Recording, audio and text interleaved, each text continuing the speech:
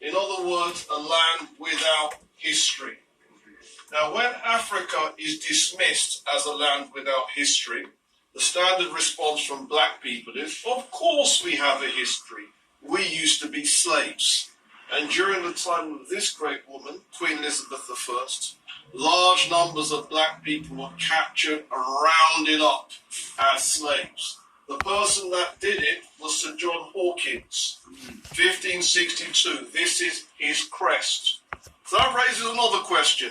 And that question is this: what history do black people have before 1562? Think that's a good question? Yes. Yeah, I think that's a good question. I think that's a relevant question. Well, this is some of the history we have. The Songhai Empire, at its height, ruled 2/3 of West Africa. On a modern map, this bit here would be Senegal and Gambia. That would be Guinea, that would be Mauritania, this would be Mali, this would be Niger, and this would be Nigeria.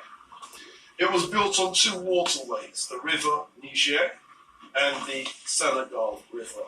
There were great cities such as Gao, the political capital, Timbuktu, the cultural capital.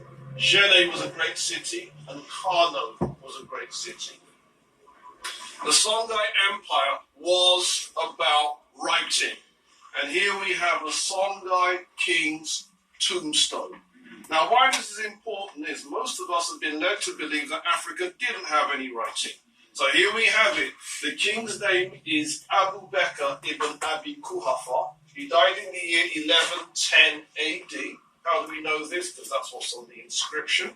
So here we have proof of writing. So what was a typical Songhai city like? I think that's a good question.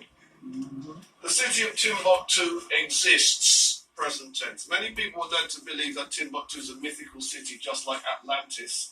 Here we've got an aerial photograph of the medieval part of the city.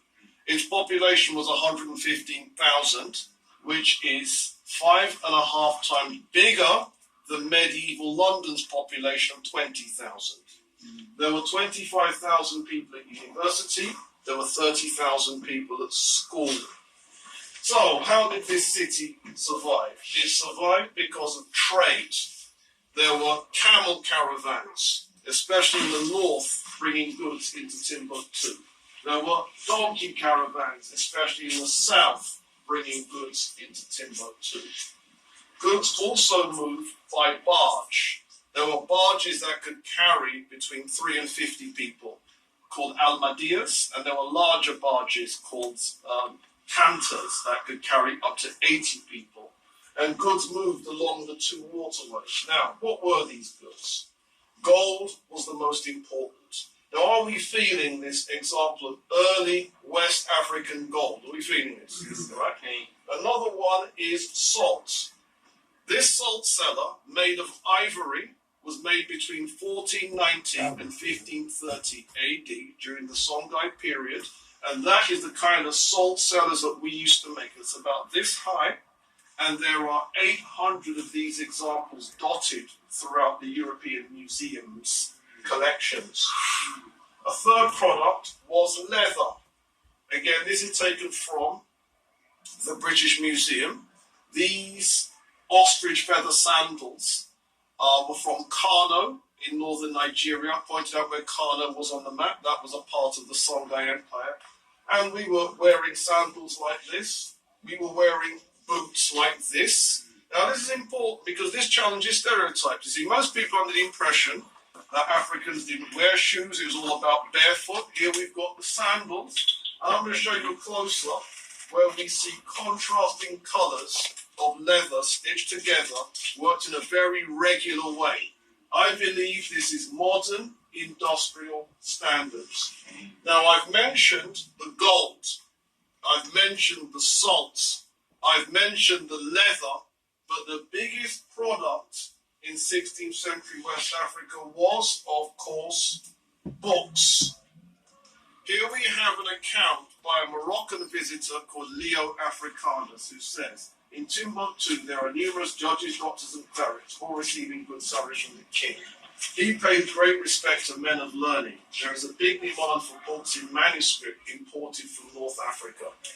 More profit is made book trade than from any other line of business, meaning that books made more than gold, books made more than salt, books made more than leather, and so books were the biggest product. Now here's the thing, these books still exist.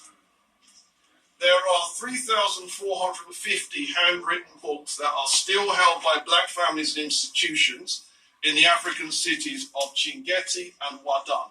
There are 6,000 books that still exist in the West African city of Walata, and there are, wait for it, 700,000 manuscripts that still exist in Timbuktu. So what's in these manuscripts? Here we've got a 15th century manuscript like that. owned by Muhammad Habit, who was the Imam of Chingeti.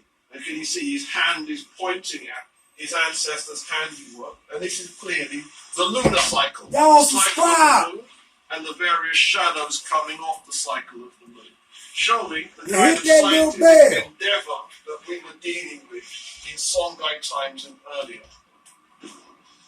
With these multiple sources of wealth, gold, leather, books, and salt, notions of bling existed. This is a modern photograph of Nana Owusu Sampa III, and you can see that he's blinging, even Puff Daddy can't compete with that. But in 1375, this map was drawn, and you can see the West African king is shown with his golden crown, his orb of gold, and his wand of gold. This West African king's name is Mansa Musa I. Now this is what the press are saying about this king. There's a British newspaper called the Daily Express, and it says, revealed, the richest person ever, the richest person there's ever been in human history. And then they've got the list. Number 1, Mansa Musa I, £249 billion. Number 2, the Rothschilds dynasty, showing that Mansa Musa I was wealthier than the Rothschilds.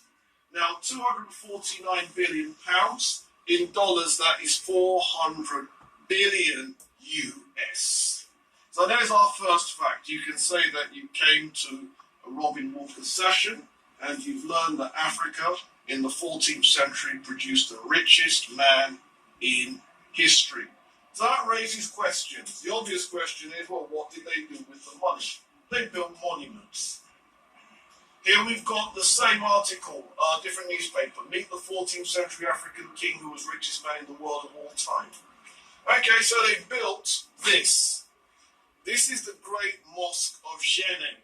Now, can you see it's a little bit impressive? I think it's a little bit impressive. Mm-hmm. And it's still there. It's a modern aerial photograph. That was originally built in the 11th century, which means it was built 1000 and something. It was converted into a mosque in the year 1204. It's been built, rebuilt, but it's still there. And you can also see the medieval houses that are also still there, dotted around it from the city of Jenne. Now, what's important about this mosque is this. We've got here the 3 grand towers, and then we've got some people in the picture. Now, can you see these people are ants compared to this? So here's our second fact that we can come away with. The Great Mosque of Jenne is the largest example of what's called the Sudanese style of architecture, the largest clay brick building on earth. This is the same size as 3 football pitches. Are we getting this? And there's inside the column part where we've got the 99 columns ending in these pointed arches. The other public buildings were equally large and equally impressive, and they're also still here. This is the Great Mosque of Sand. Then we have some palaces that are still around. This is the Royal Palace of Daura. And when we go through this gateway, we've then got other buildings. We go through that, more buildings. That was established in the 5th century, 1400 and something. And again, it is still here. So what was a typical townhouse like? The townhouses in Jenne were of 2 stories. And these 2-story houses on the upper floor used to have indoor toilets. And the significance of that is this. If you were in 16th century London and you went past someone's open window, it was the standard practice to throw the waste material outside of the open window, and if people walking by, it would end up landing on them. Here we had indoor toilets. Okay, there are other civilizations in West Africa. We're going to look at, this is the Nigeria region on the map. We're going to look at the Yorubas, ruling from this place here, Ile Ife. We're going to look at the Igbos. We're going to look at this place here called Nok. Okay, let's look at it. This is one of the fabulous pieces of fine art from the Yoruba civilization. This art piece was made somewhere around 1200, some say 1300 AD, and it's made of metal. And these Yoruba rulers, they took the title Oni. And this one, I believe, is Oni Olowo, a female ruler. And this is her portrait sculpture made something like 1200, 1300 AD. Here we see an Oni in full ceremonial regalia, including the staff, the rosette, and the insignia of royalty, the tassels, and so on. This is every bit as good as anything the ancient Greeks ever came up with, every bit as good as anything the Romans ever came up with. This is every bit as good as anything created during the European Renaissance period. Now, this is what the Daily Telegraph says about seeing that art. They said, Kingdom of Ife, the British Museum Review. The quality of the West African sculpture in the British Museum's show is flabbergasting. That meant that the Daily Telegraph's reviewer was so shocked he didn't know what to say.